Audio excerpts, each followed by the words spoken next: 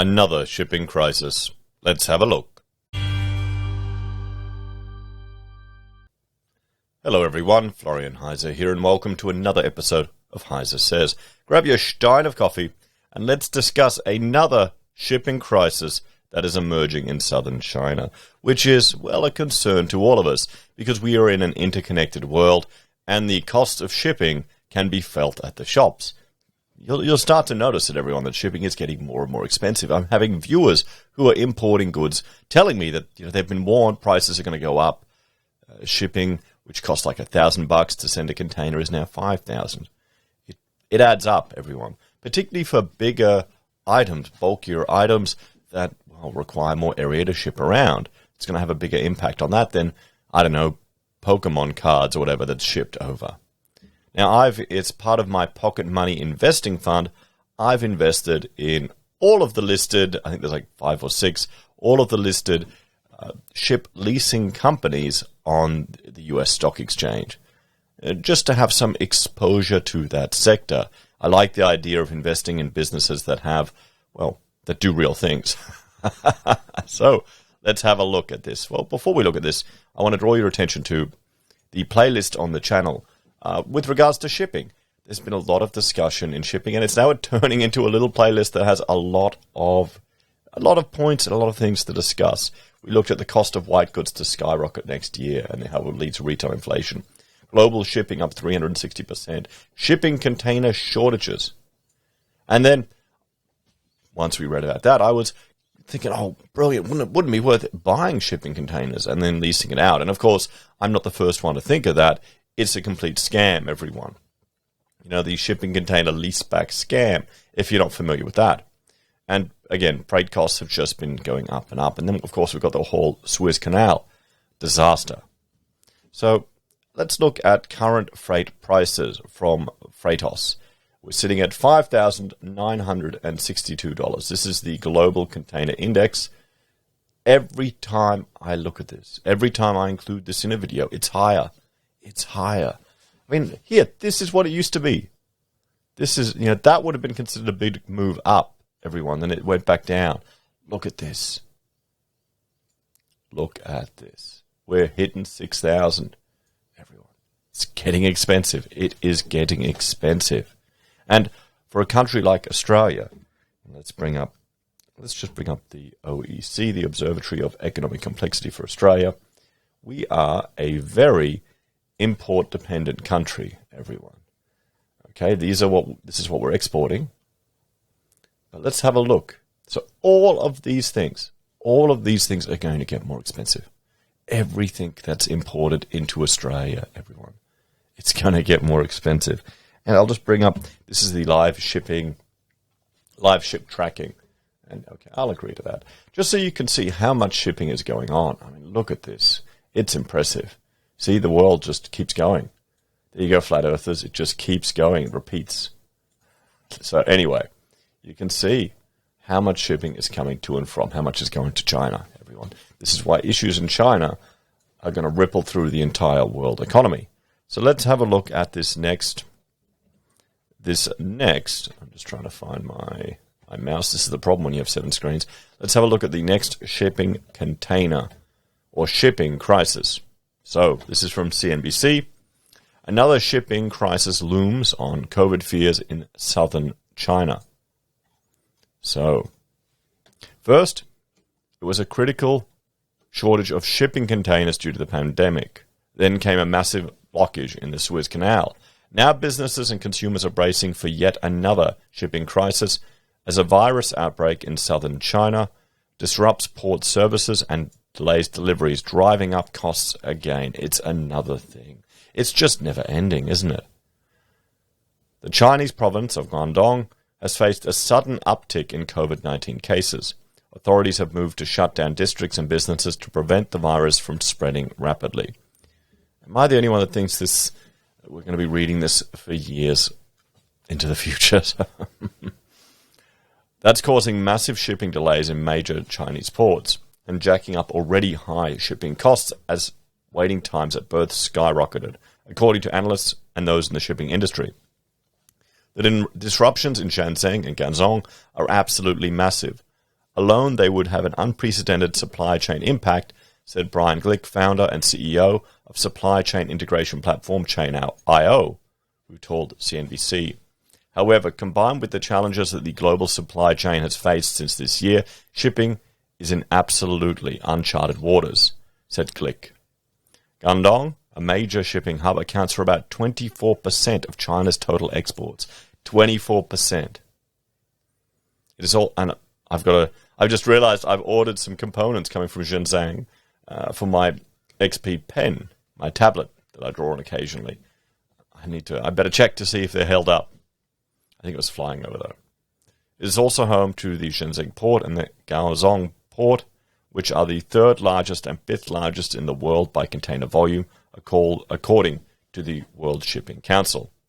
The first local case of the Delta variant, first detected in India, was found in Guangdong in May and has since spiked to over 100 cases.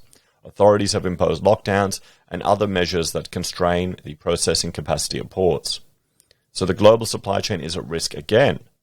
As different parts of the world bounced back from the pandemic last year, there was a buying boom which led to containers falling critically short. That caused massive delays in the shipping of goods from China to Europe and the US and drove up prices for businesses and consumers. Then one of the largest container ships in the world, the Ever Given, got stuck in the Suez Canal and blocked a key trading route for 3 weeks. About 12% of global trade passes through the Suez Canal, where more than 50 ships a day on average pass through. The incident sparked a global shipping crisis and held up $9 billion in international trade a day. Now, the more recent crisis in southern China is disrupting the global supply chain again. Shipping costs are at all-time highs. We've broken through so many price ceilings that nobody can say where this will peak. Well, yeah, where's it going to peak? This is just nuts. I think the risk of supply chain disruption is rising, and export prices per shipping cost will likely rise further. Guangdong Province plays a critical role in the global supply chain, said Zhang Zihui, chief economist of Pinpoint Asset Management. J.P. Wiggins, vice president of corporate development at shipping software firm 3GTMS, told CNBC that port crises in China will cause much more disruption for the American consumer, as many of the affected shipments are destined for North America. In comparison, this Suez blockage had a greater impact on European trade, as a lot of the delivery delays were destined for Europe. Wiggins also said consumer expectations will need to remain in COVID mode. Expect shortages and out of stock of all Asian-made products, he explained. Shipping costs are at an all-time high. Spiking shipping costs have been a direct effect from the crisis. Many small and mid-sized shippers are throwing up their hands as the cost of shipping is surpassing the margins on the products they're trying to move, Glick said. Just let's look at that again. The cost of shipping is surpassing the margins on the products they're trying to move. We're gonna have to see costs go up. Inflation is going to be passed on. People can't absorb it. So maybe it's time to stock up. All those people we were laughing at buying toilet paper, there you go, guys. They're geniuses. Glick said, shipping costs are at an all-time high, with anecdotal quotes coming in at 5 to 10 times historical norms. 5 to 10 times. We've broken through so many price ceilings, no one can say where it will end. Wiggins warns that rates are fluctuating wildly and said he's advising shippers to plan on spending twice as much since it's unclear what's going on. Shippers who cannot afford delays will increasingly look to convert ocean freight shipments to air freight, which will further increase shipping costs, said Hinra Kamal, Vice President of Intelligence Solutions at Everstream Analytics. So could this be, maybe it's just my fantasy here, that we'll see Zeppelin NT airships flying through and hauling cargo between the cost of an aeroplane and a ship? Hey guys, come on. We can get that steampunk future one day. Dystopian steampunk future, but still. The ripple effect. Waiting times for vessels to berth at the Yangtin International Container Terminal in Xinjiang have skyrocketed from an average wait time of half a day to 16 days, according to Kamal. The backlog will have a compounding effect on other ports. The problem is already building up in nearby ports as carriers start to divert, Kamal said.